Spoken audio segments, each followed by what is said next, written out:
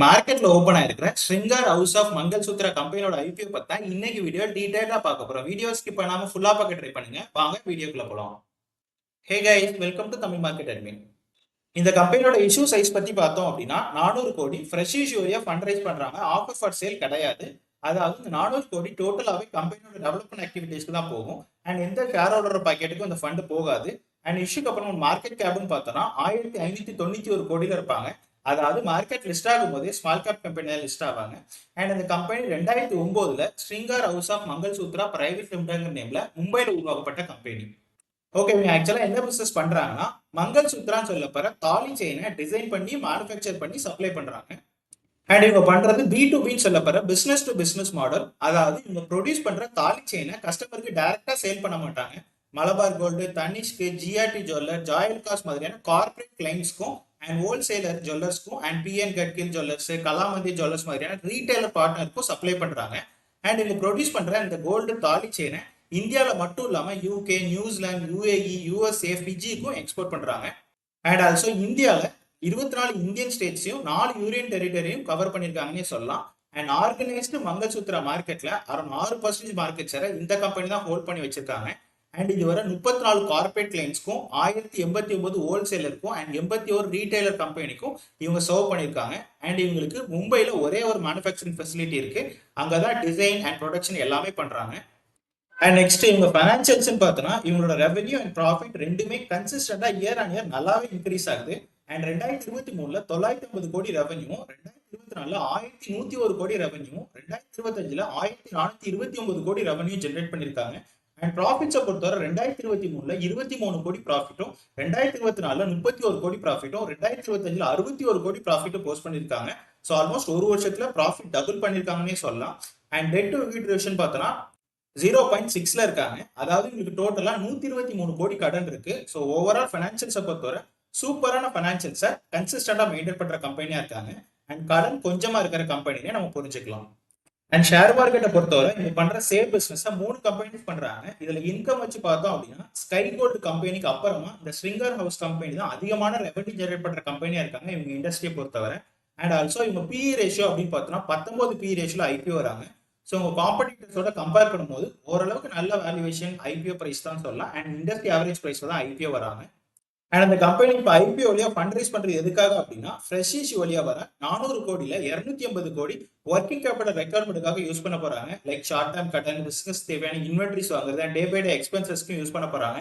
And மிச்சம் 120 கோடியை general corporate பர்பஸ்க்கு யூஸ் பண்ண போறதா சொல்லியிருக்காங்க. அண்ட் ஆஃபர் ஃபார் சேல் கிடையாது. பட் ஃப்ரெஷ் இஷ்யூ மூலமா கம்பெனிக்குள்ள புது ஷேர்ஸ் உள்ள வரதுனால ப்ரமோட்டரோட ஹோல்டிங் கொஞ்சமா குறையுது. ஐபிஓ இஷ்யூக்கு முன்னாடி ப்ரமோட்டர் கையில ஆல்மோஸ்ட் 100% ஸ்டேக் இருக்கு. ஐபிஓ இஷ்யூக்கு அப்புறமா ப்ரமோட்டர் கையில ஆல்மோஸ்ட் 75% ஸ்டேக்கும், பப்ளிக் கையில 25% ஸ்டேக்கும் இருக்கும். ஸோ ப்ரமோட்டர்ஸோட ஹோல்டிங் ஐபிஓக்கு அப்புறம் 75% இருக்கிறது ஒரு பாசிட்டிவ் சைனே நம்ம புரிஞ்சுக்கலாம். அண்ட் நெக்ஸ்ட் இந்த ஐபிஓட டீடைல் பார்த்தோன்னா ஐபிஓ ஆல்ரெடி ஓப்பன் ஆயிடுச்சு செப்டம்பர் 10th. அண்ட் இந்த ஐபிஓ பற்றி க்ளோஸ் ஆகுது செப்டம்பர் 12th. அண்ட் இதோட ஃபேஸ் வேல்யூ 10 ரூபாய் பெர் ஷேர். ஸோ இவங்க ஆல்ரெடி ஸ்டாக் ஸ்பிளிட்லாம் எதுவுமே பண்ணல. அண்ட் ஐபிஓட பிரைஸ் பார்டர் பார்த்தோன்னா லோயர் பேண்ட் 155 ரூபாயும், அப்பர் பேண்ட் 165 ரூபாயும் இருக்கு. அண்ட் மார்க்கெட் லாட்னு பார்த்தோன்னா 90 ஷேர்ஸ், மினிமம் ஒரு லாட்டுக்கு நீங்க 90 ஷேர்ஸ் வாங்கணும். அண்ட் இஷ்யூ சைஸ்ன்னு பார்த்தோன்னா 400 கோடி ஃப்ரெஷ் இஷ்யூ வழியா ஃபண்ட் ரைஸ் பண்றாங்க. ஆஃபர் ஃபார் சேல் கிடையாது. And next both NSC and BSc ரெண்டு எக்ஸ்சேஞ்சிலும் லிஸ்ட் ஆகுறாங்க.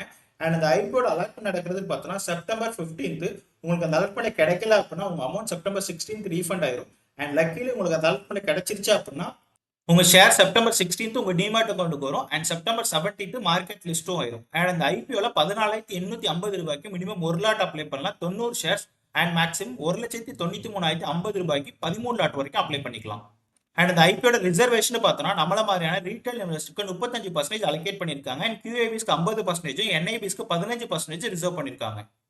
அண்ட் இந்த ஐபிஓட ரிசர்வேஷனுக்கு அப்புறமா இவங்களோட கிரே மார்க்கெட் ப்ரீமியம் பார்த்தோன்னா அப்ஸ் அண்ட் டவுன்ஸ்ல தான் போயிட்டு இருக்கு. அரௌண்ட் 26 ரூபாயில இருந்து 30 ரூபாய் பிரைஸ் ரேஞ்சில் ட்ரேட் ஆயிட்டு இருக்காங்க. ஸோ இதே மாதிரி மார்க்கெட் கண்டிஷன் கண்டினியூ ஆச்சு அப்படின்னா அரௌண்ட் 195 ரூபாய் பிரைஸ் ரேஞ்சில் 18% லிஸ்டிங் கெயினோட மார்க்கெட் லிஸ்ட் ஆகிறதுக்கான சான்சஸ் இருக்கு. அண்ட் நெக்ஸ்ட் இவங்களோட சப்ஸ்கிரிப்ஷன் பத்தி பார்த்தோம் அப்படின்னா ஆல்ரெடி ஓவர் சப்ஸ்கிரைப் ஆயிட்டாங்க. ரீட்டைல் இன்வெஸ்டர் ஆல்மோஸ்ட் 9 டைமும், அண்ட் NIBs 14 டைம்ஸும், அண்ட் இவங்களோட எம்ப்ளாயிஸ் 24 டைம்ஸும், அண்ட் QAB 0.8 டைம்ஸும் சப்ஸ்கிரைப் பண்ணியிருக்காங்க. அண்ட் இந்த ஐபிஓக்கு ஓரளவுக்கு நல்ல டிமாண்ட் இருக்கு. நம்ம அந்த சப்ஸ்கிரிப்ஷன் வச்சே நல்லா புரிஞ்சுக்கலாம். ஓகே, ஃபைனலாக என்னோட டிசிஷன் என்ன அப்படின்னா இவங்க 2009ல ஒரு கம்பெனியை எஸ்டாப்ளிஷ் ஆகிறதுக்கு 25 வருஷம் முன்னாடியே இந்த மங்கள்சூத்ரா ப்ராடக்டை மேனுஃபேக்சர் பண்ண ஸ்ட்ராங்கான பிளேயரா இருக்காங்க. ஸோ இவங்களுக்கு ஆல்மோஸ்ட் இந்த இண்டஸ்ட்ரியில 40 வருஷம் எக்ஸ்பீரியன்ஸ் இருக்கு. அண்ட் அரௌண்ட் 6% மார்க்கெட் ஷேரோட ஆர்கனைஸ்டு மங்கள்சூத்ரா மார்க்கெட்ல லீடிங் பிளேயரா இருக்காங்க. அண்ட் சூப்பரான ஃபைனான்சியல்ஸை கன்சிஸ்டண்டா மெயின்டைன் பண்றாங்க. அண்ட் லாஸ்ட் வருஷம் 31 கோடி ப்ராஃபிட்டும் இந்த வருஷம் 61 கோடி ப்ராஃபிட்டும் போஸ்ட் பண்ணியிருக்காங்க. ஸோ ஆல்மோஸ்ட் ப்ராஃபிட்டை டபுள் பண்ற அளவுக்கு சூப்பரான சேல்ஸ் பண்றாங்கன்னு நம்ம புரிஞ்சுக்கலாம். அண்ட் உங்க ப்ராடக்ட்டை டைரக்டா நம்மள மாதிரியான மக்களுக்கு சேல் பண்ணாம கார்பரேட் கிளைண்ட்ஸ், ஹோல்சேலர் அண்ட் ரீட்டைலருக்கு சேல் பண்றதுனால ட்ரஸ்டட் கஸ்டமர் அண்ட் ரிப்பீட்டட் கஸ்டமரையும் ஹோல்ட் பண்றாங்கன்னு நம்ம புரிஞ்சுக்கலாம். அண்ட் இந்தியாவில மட்டும் இல்லாம யூகே, நியூசிலாந்து, யுஏஇ, யூஎஸ்ஏ, ஃபிஜின்னு இன்டர்நேஷனல் பிரசன்ஸ் இருக்கிற கம்பெனியா இருக்காங்க. அண்ட் இவங்களோட நெகட்டிவ்ஸ்னு பார்த்தோம்னா இவங்க எல்லா டைப் ஆஃப் கோல்டு செயினையும் கான்சன்ட்ரேட் பண்ணாம ஒரே ஒரு ப்ராடக்ட்டை மட்டுமே கான்சன்ட்ரேட் பண்றது ஒரு பெரிய ரிஸ்கான விஷயம். அண்ட் இப்போதைக்கு தாலி செயின் நம்ம ஜென்ரேஷன் மக்களுக்கு மேண்டேட்டரியா இருக்கு. பட் ஃபியூச்சர்ல வெட்டிங் கான்செப்ட்ங்கிறது எப்படி வேணாலும் மாறலாம். அதுவும் முக்கியமா இவங்க கான்சன்ட்ரேட் பண்ற மகாராஷ்டிரா சைடு எப்படி சேஞ்ச் ஆகுதுங்கிறத பொறுத்து தான் இவங்களோட பிசினஸ்ல அப்ஸ் அண்ட் டவுன்ஸ் இருக்குன்னு நம்ம புரிஞ்சுக்கலாம். ஸோ இது ஒரு ரிஸ்கான விஷயம் தான். அண்ட் இவங்களோட 50% ஆஃப் ரெவன்யூ மகாராஷ்டிரால இருந்து மட்டுமே வருது. ஆல்ரெடி ஒரே ஒரு ப்ராடக்ட்டை மட்டும் தான் கான்சன்ட்ரேட் பண்றாங்க. அதுலயும் ஒரே ஒரு குறிப்பிட்ட ஸ்டேட்ஸை மட்டும் தான் டிபெண்ட் பண்ணியிருக்காங்க. அண்ட் ஆல்சோ இவங்களோட மேனுஃபேக்சரிங் ஃபெசிலிட்டிங்கிறது மும்பைல மட்டும் தான் இருக்கு. இன்கேஸ் ஃபியூச்சர்ல நேச்சுரல் டிசாஸ்டர் மாதிரி எதுவும் மும்பைல வந்தா இவங்க பிசினஸ் டோட்டலாவே ஷட் டவுன் ஆயிரும்.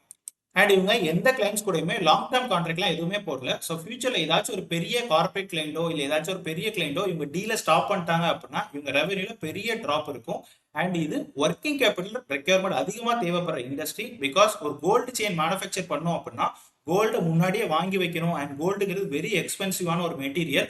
அண்ட் ஆல்சோ இது ஒரு சீசனல் செக்டர். அதாவது சில மாசத்துல மேரேஜே வைக்கவே மாட்டாங்க. எக்ஸாம்பிளுக்கு நம்ம ஃபாலோ பண்ற ஆடி மாசம், புரட்டாசி மாசம், மார்கழி மாசம் இந்த மாதிரியான மாசத்துலாம் மேரேஜ்லாம் பெருசா வராது. ஸோ இது ஒரு சீசனல் செக்டர். அண்ட் மற்றபடி ஆல்மோஸ்ட் 16% ப்ரீமியம்ல கிரே மார்க்கெட்ல நல்லாவே ட்ரேட் ஆகிட்டு இருக்காங்க. So short term investor and listing கெயின்காக அப்ளை பண்றவங்க ஓரளவுக்கு நல்ல ப்ரீமியம்ல லிஸ்ட் ஆகிறதுக்கான சான்சஸ் இருக்கு. ஸோ நீங்க கண்டிப்பா அப்ளை பண்ணலாம். அண்ட் சப்ஸ்கிரிப்ஷன் நல்லாவே இருக்கு. அண்ட் லாங் டேர்ம் இன்வெஸ்டர் பொறுத்த வரைக்கும் கொஞ்சம் ரிஸ்க் இருக்கிற industry. And long term hold பண்ணலாம். பட் அடிக்கடி மானிட்டர் பண்ணிக்கோங்க. ஃபியூச்சர்ல ப்ராடக்ட் டிமாண்ட்லயோ இல்ல பிசினஸ்லயோ ஏதாச்சும் பிரச்சனை வந்தா யோசிக்காம செல் பண்ணிட்டு வெளியே வந்துருங்க. ஸோ நான் பர்சனலாக கண்டிப்பாக இந்த ஐபிஎல் அப்ளை பண்ணல, ஸ்கிப் தான் பண்ண போறேன். அண்ட் நீங்களும் இந்த ஐபிஎல் அப்ளை பண்றீங்களா இல்லை ஸ்கிப் பண்றீங்கிறத கமெண்ட்ல சொல்லுங்க. ஃபைனலி தான் ஃபர்ஸ்ட் நம்ம வீடியோ பிடிச்சா சப்ஸ்கிரைப் பண்ணுங்க. அண்ட் மறக்காம கமெண்ட்ல சொல்லுங்க நீங்களும் இந்த ஐபிஎல் அப்ளை பண்றீங்களா இல்லை ஸ்கிப் பண்றீங்களாங்கிறத பத்தி. அண்ட் இன்ஸ்டாகிராம் டெலிகிராம் ஃபாலோ பண்ணுங்க. Thank you guys and Jai Hind.